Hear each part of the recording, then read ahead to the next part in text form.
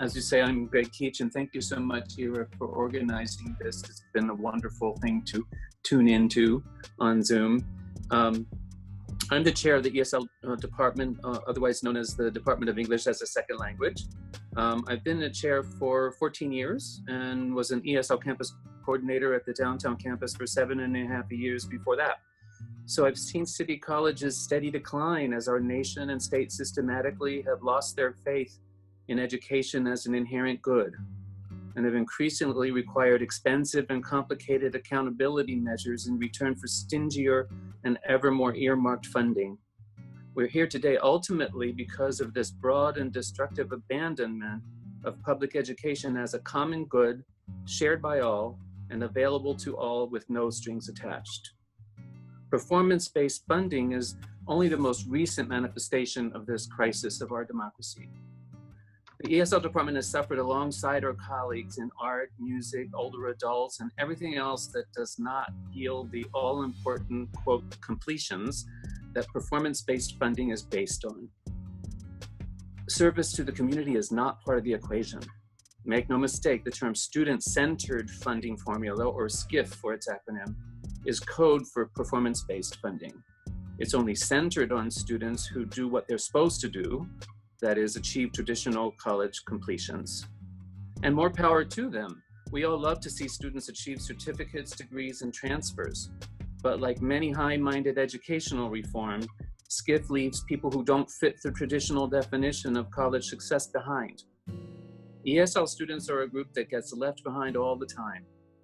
They're immigrants, they do not have political clout, and in fact, they're a much maligned group in our hellishly polarized country. Yet at the same time, immigrants are on the front lines of all kinds of service jobs, exposing themselves to the coronavirus every day. They're hairdressers and nail salon workers, grocery store clerks and stockers, delivery people and taxi drivers, healthcare workers and senior care providers, custodians and sanitary engineers. They're essential, yet they've gotten short shrift at community colleges because they don't produce completions.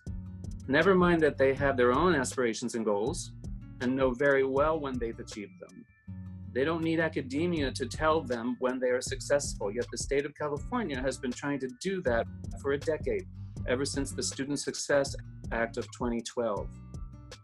This new performance-based funding formula has induced colleges to abandon these essential immigrant workers. Some of this comes from a much longer-term devaluation of ESL and especially non-credit ESL. The connection between ESL as a feeder to certificate and degree programs is often overlooked, and the connection between ESL and students being able to get jobs and keep jobs even without certificate or degree is ignored. The non-credit ESL program has been cut by 20% for fall 2020, leaving 60 part-time faculty members jobless and depriving thousands of students of their much-needed classes. Equally damaging has been the college's failure to respond to the ESL department's call for a non-credit registration plan during shelter in place. Non-credit ESL students sign up for their next semester's classes in person, on paper, and with their teachers. The ESL department presented administration with a non-credit ESL recovery plan on April 13th. It received no attention, and there's no viable non-credit registration plan in place, although board members, administrators, and especially admissions staff have been working with us to cobble something together after the fact. However, and this is a big however, non-credit ESL was not cut for fiscal reasons. Through careful enrollment management by ESL campus coordinators over the years, and even with declining enrollment as the city has become more and more unaffordable to immigrants, the ESL department maintained one of the highest fiscal productivity rates at the college. This means that our classes were full. Furthermore, the college is in a hold harmless phase due to the state's admission that performance-based funding will cause immediate financial hardship for colleges. The two of these together indicate that there is no fiscal reason for cutting these classes because it isn't fiscal, it's ideological. The siren call of completions, above all else, has led the college to cut programs that do not fit the mold. ESL, older adults, art, music, and other programs of great importance to our community. Yet it is receiving the same funding it received several years ago via the hold harmless provision. So let's not be distracted. Cutting ESL in our sister programs reflects an ideological shift away from the community college model, which serves all, to the junior college model, which acts as a conduit to certificates, degrees, and transfer. The first model is inclusive, the second is not. There's another reason we're here today, the abandonment of community locations. Fort Mason is a vital link to many students, and its future is uncertain at best. The ESL department unreservedly supports the retention of Fort Mason as part of the City College's array of community-centered locations. Community-centered programs. And Fort Mason has a sister location which has also come under threat, the Civic Center campus. Civic Center campus, temporarily located at 1170 Market Street, was threatened with closure in fall 2020 when the college began discussing breaking its lease, while we were in shelter in place during a pandemic. The lease ends in February 2021, so we in the ESL department did not understand the rush, nor the imagined savings in light of potential legal expenses and the cost of decamping, or decampusing if you will, on such short notice. As it is, we're facing transferring both students and teachers in January, and we don't even know if we'll be back in person in the fall. So while it seems the interest in breaking the lease prematurely has faded somewhat, we still have a major problem to manage as this prime location is set for closure. Which brings us to a larger question, 750 Eddy Street. City College owns that historic building. Many meetings and several long years have passed since it was summarily closed in 2015 with no warning to teachers and students.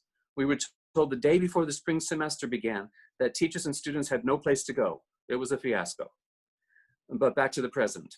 If the current location at 1170 Market Street is to be closed as of the spring 2021 semester, what is being done to assure a City College presence in the Tenderloin?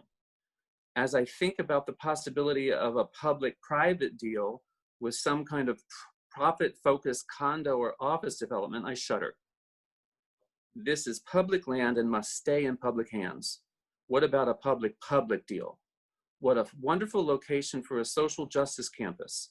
The Tenderloin is a rich tapestry of diverse communities, and a joint effort by City College, the City of San Francisco and its agencies, and community-based organizations could become a vibrant one-stop location and an exciting and innovative social justice collaboration. We need to move beyond statements of support to concrete action. Let's get the 750 Eddy renovation and reopening back on track. Let's show how actively progressive San Francisco can be. Let me close with a return to the ESL department and its fine teachers and its amazing and courageous students.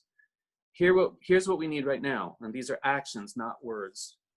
Restore the 60% of campus coordination that was cut in 2019 and which has hobbled our operations at these neighborhood locations.